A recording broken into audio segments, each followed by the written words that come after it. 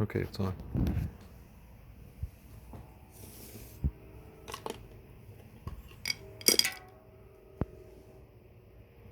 Hi, Grammy. Am I there? You're there. So shall I begin? You shall begin. Yeah, I remember that night.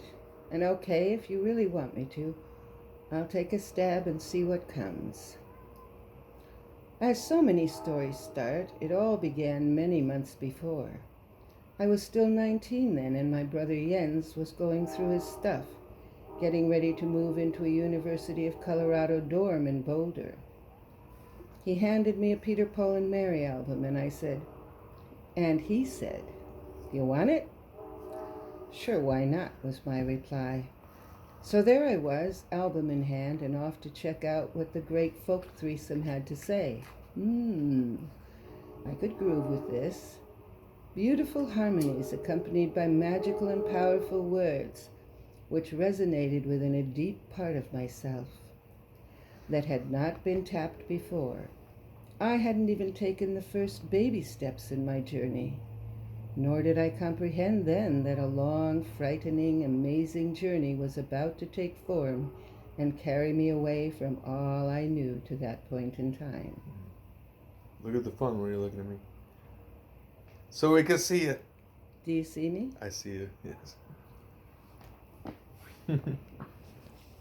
Very good. But now my 19-year-old hands would flip that album cover over, and I'd have a look at the backside.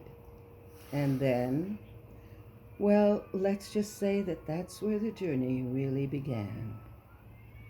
For there on the back side of that somewhat worn cover were some words.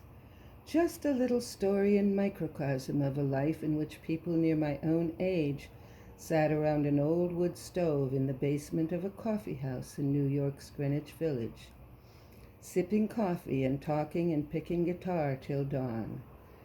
And something I didn't even know was there ached inside me, and I wanted to be there in that little room. Within those moments, my heart was spoken for, as the key clicked in the lock and turned, and something mysterious had happened before I ever had time to put up my hand and say, "Wait a minute, I'm not so sure about this."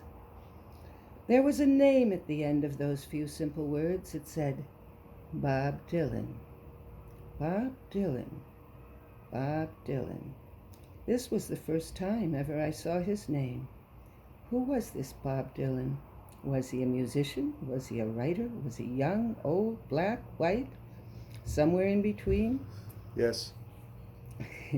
I put the name inside my heart and head and waited. I was in my daddy's 57 Chevy Bel Air, going home from church on a February Sunday morning. I was behind the wheel and stuck in traffic at a dead stop. I opened the Sunday Denver Post and found the entertainment section. Glancing through the ads, watching for the traffic crunch to loosen, my eyes caught hold of a little square with an ink blot in it. An ink blot? Okay, I give. And there it was. Bob Dylan, February 15th, Denver Civic Auditorium. That name again, and coming to Denver. I was working at that time my first job, running an elevator in the Denver Dry Goods department store in downtown Denver. And I'd moved into a pretty city little studio apartment within long and still walking distance. The ticket office was in a little music shop on the way to work. And Monday morning, I think you already know where I stopped and wrote out a check. I was going to find out who this man was. Nothing short of death could have stopped me. And death didn't come. And it was February 1964. And I was 20. And they'd just blown my president's head to bits.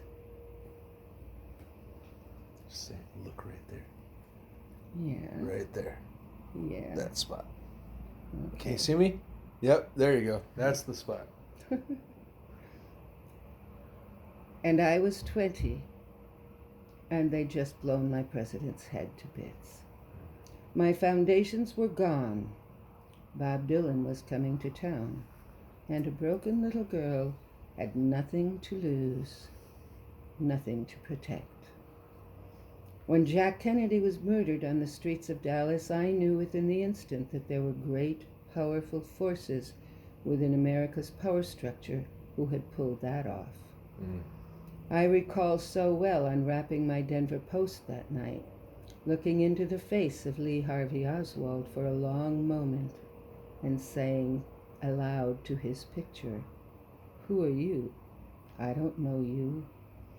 My grief was an ocean. My inner self lay shattered on the ground. I died. And a tiny seed burrowed itself beneath the upturned earth and lay dormant, waiting to be born. But birth requires a period of gestation, and gestation requires a moment of conception, during which the seed is fertilized. My little seed lay there for 2 months and some 2 or 3 weeks. I walked and talked and ate and slept within a dreamlike state of disconnectedness, suspended. And then the ink blot. In my same Denver Post, in the bleak midwinter on a Sunday morning on the way home from Augustana Lutheran Church. When something of great transformation and power is about to happen with us, we sometimes feel it coming. Though we can't define it, we nevertheless feel it and begin to prepare ourselves. And so it was for me then. I connected this man's words on the back of my album with the beat movement. I had read an article in Life magazine, most probably. Watch out, here goes Daddy. Continue.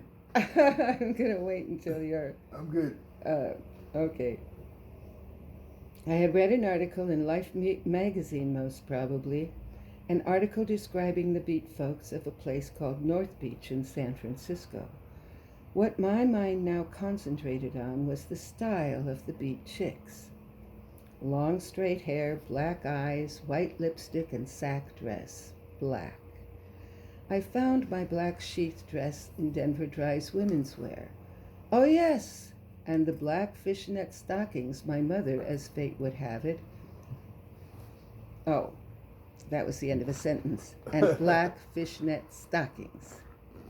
My mother, as fate would have it, had just talked me into my last short, frizzy perm.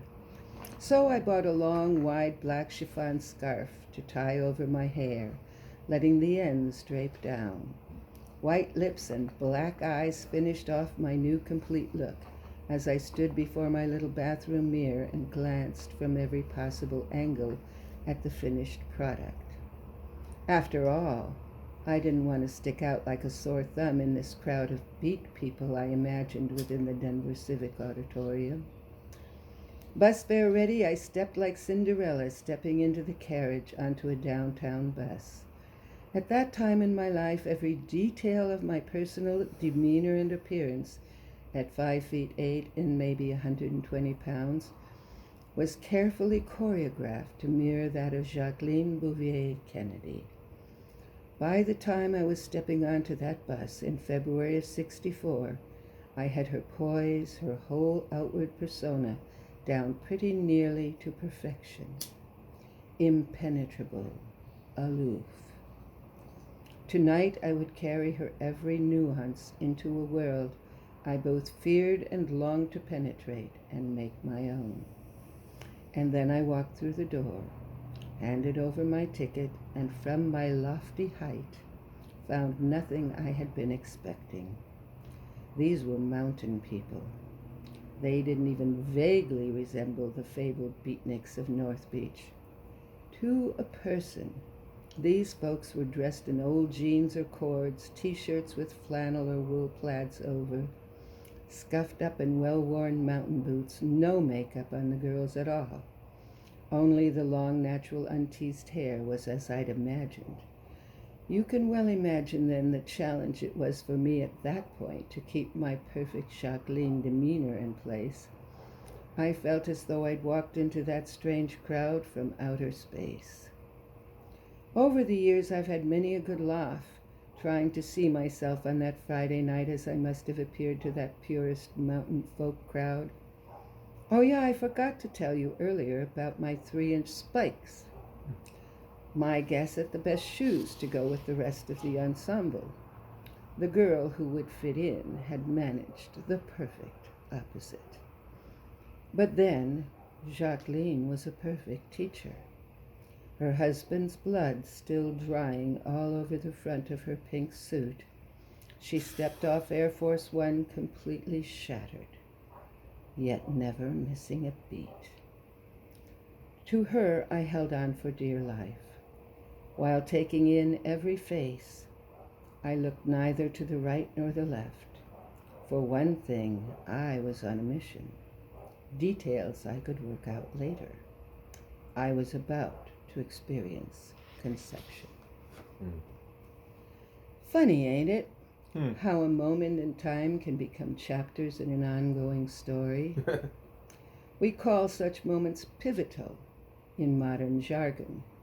But a pivotal moment, each of them pivotal in their own way, we can only look back upon later from a place of distance and see how one thing way back in time preceded another and another and another. And all have brought forward a movement of energy that will culminate one day in a great crescendo. And so it will be for our would-be beat chick on this holy night, and she is me. So here we go. The usher showed me through the door to my seat, 6th row, end seat, middle section, as I recall. The Civic was really quite small, and on this night quite empty for the most part, and very quiet. When he walked out on the stage, his guests were silent. He proceeded to the round, 3-legged stool near the middle of the stage, baggy pants tucked into worn brown boots, unruly brown mop of hair, thin with a self-effacing attitude. First thing he did was to speak into the microphone and call us to all come up forward into the empty seats. There were so few of us, and we were scattered throughout the auditorium. I thought better of it. 6 feet apart? I thought better of it and was glad later when a mild chaos was caused by latecomers arriving in sprinkles throughout. But that too was silent. Few people in Colorado were aware of Bob Dylan in February of '64. Those who were aware were mountain people, deeply immersed in the folk tradition. They brought with them a deep reverence for this ethereal young man they traveled down out of the Rocky Mountain foothills to see. They were all on a pilgrimage. There were no whistles, no applause of any kind from beginning to end. He picked up his 6-string, arranged his harmonicas on a stool, put on and tinkered with the strange gizmo around his neck, strummed and tuned his strings, took one of those hooded sidelong glances at all of us, and began. For me, as I sat there, it was a long night's journey into day. It was a crossing over. Like slave couples who jumped the broom to signify leaving single life and embarking upon the mysteries of marriage, I, in my own unique way, had jumped the broom. And you rarely jump the broom without knowing you're jumping it. Tears fell down my face. 20 years I'd waited to find that there were others who carried within them that part that had always made me feel so alone. I rose as he left the stage, unsure and unsteady. It took me until I was almost to the bus stop to become aware of my feet. And then I was aware that they were not touching the snow-packed ground. I was moving forward step by step, but my feet, in their 3-inch spikes, were not touching down. Twice in my life this has happened. It's not like you think. It's not a metaphor I speak of, like, my feet never touched the ground. No, fucking reality. They didn't. I slept and awoke the next morning and walked again into the little music store on my way to work and bought Dylan's first albums and one by his hero, Woody Guthrie. Then I went to work, and before leaving the store that evening, picked up a little record player. I had been conceived within the fertile ground of a new world. Woo! I couldn't have any idea what was coming. Now began the long period of gestation. Now, at the beginning of this chapter called Jumping the Broom, I wrote this, and this refers to Jack Kennedy, on the 22nd of November, 1963. The sky is rent as lead finds its mark, and there's fire under my feet. All yesterdays are gone now. So there's that one little chapter. That's the beginning. That's the beginning of my journey. Bye-bye. More to come next week. That would be very good.